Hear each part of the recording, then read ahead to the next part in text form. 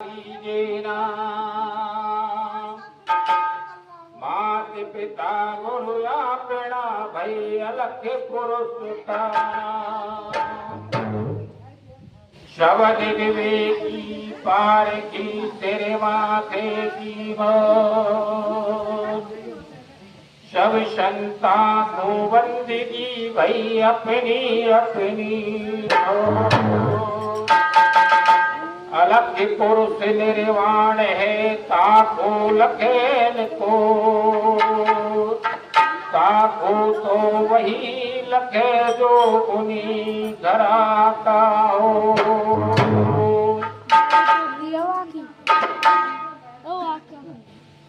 जोड़िए।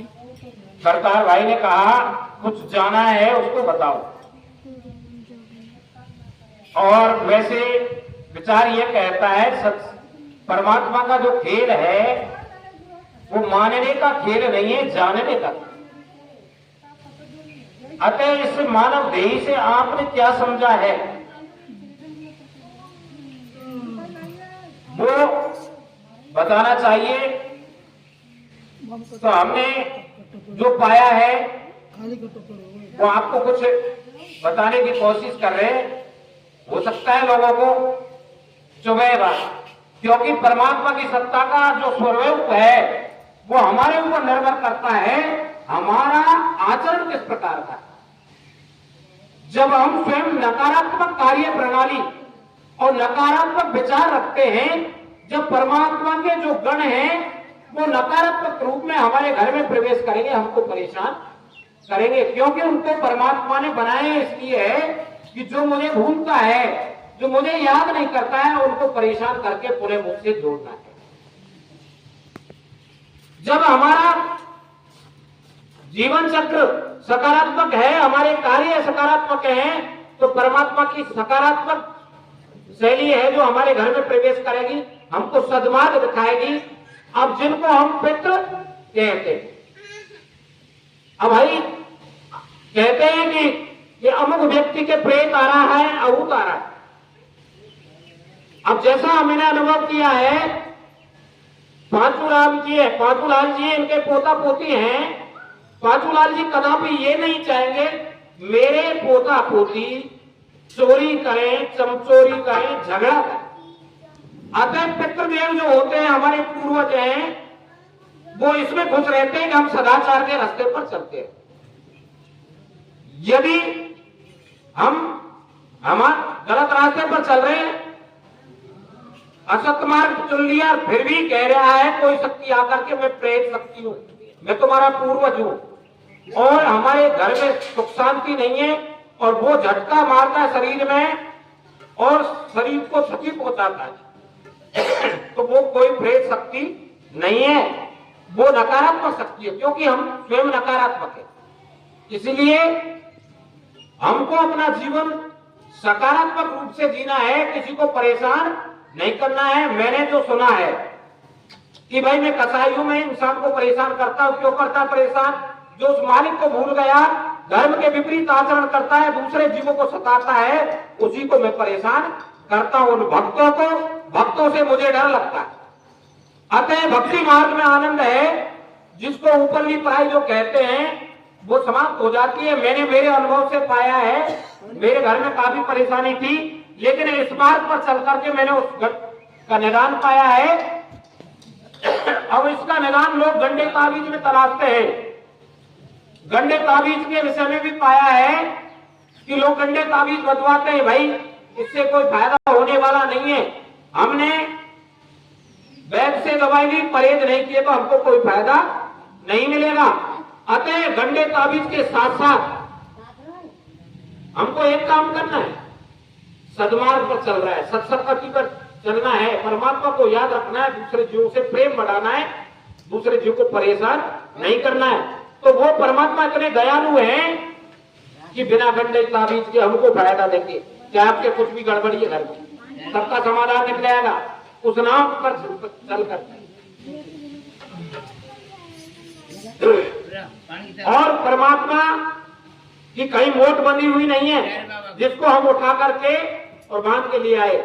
वो कण कण में है, घट घट में है। जब जब हम समस्त प्राणियों का प्रेम से दिल जीतेंगे तो ही हम उसके नजदीक जा सकते हैं, अन्यथा हम नहीं जा सकते। ऐसा भी विचार आया है। अब क्षमा करना ऐसा ज्ञान शास्त्र के खिलाफ भी जाता है, जिसको पारक कहते हैं। आषाढ़ में मेघ बरसता है, हमारे पास में बाजरे की थैली नहीं है तो हम खेत में बाजरे की फसल नहीं कर सकते, और खेत है बीज नहीं है तो फसल नहीं हो सकती।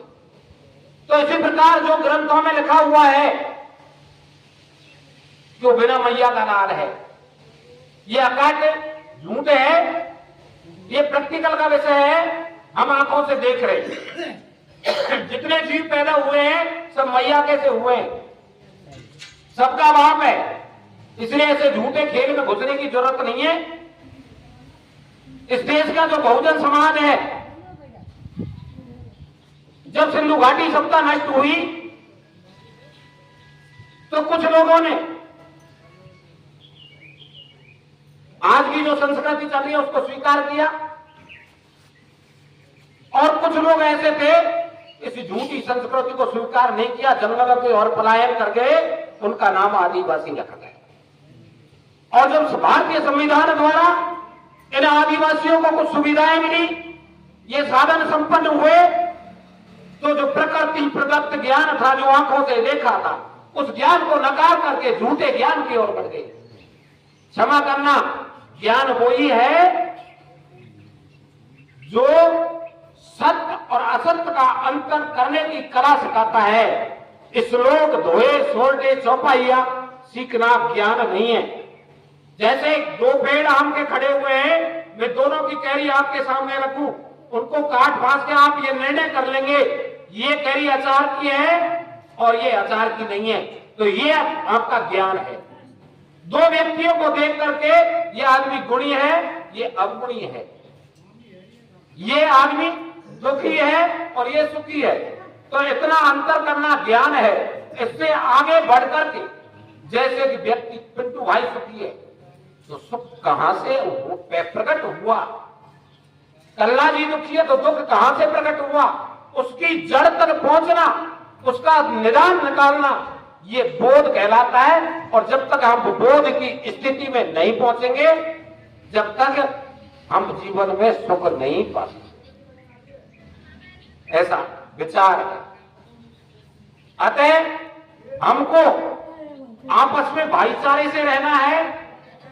जो व्यक्ति भाईचारे का रास्ता छोड़ करके असत्य का मार्ग चुन लेता है तो टकराव होगा तो जीवन में 3 नुकसान होंगे।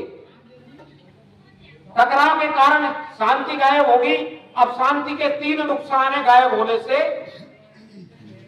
हमारा स्वास्थ्य खराब होगा, क्योंकि अधिक जागने पर हम दूसरे दिन हमारा पेट साफ नहीं होगा, फिर शरीर में गर्मी बढ़ेगी, बीमारी बढ़ेगी।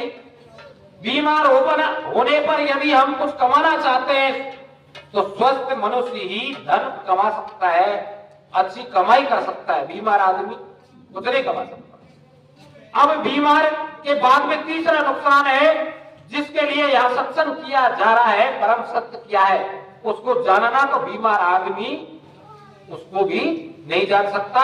इसलिए आप अपने जीवन में किसी प्रकार शांति बनाए रखें। कोई दो कहे तो दो सुनने की कोशिश करें। ये हो सकता है कि दूसरा ये कह दे कि मेरे से ये डर गया, लेकिन डरने के फायदे कि आपको कोर्ट कचहरियों के चक्कर नहीं लगाने पड़ेगा, आपका आर्थिक नुकसान नहीं होगा, और आर्थिक नुकसान नहीं होगा, परिवार में सुख शांति होगी, तो आपके बच्चे चहुमुखी विकास करेंगे, आपकी गृहस्थी चहुमुखी विकास करेगी।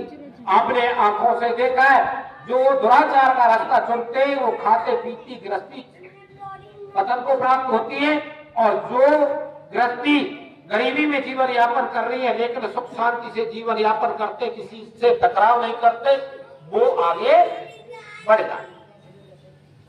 ऐसा विचार है।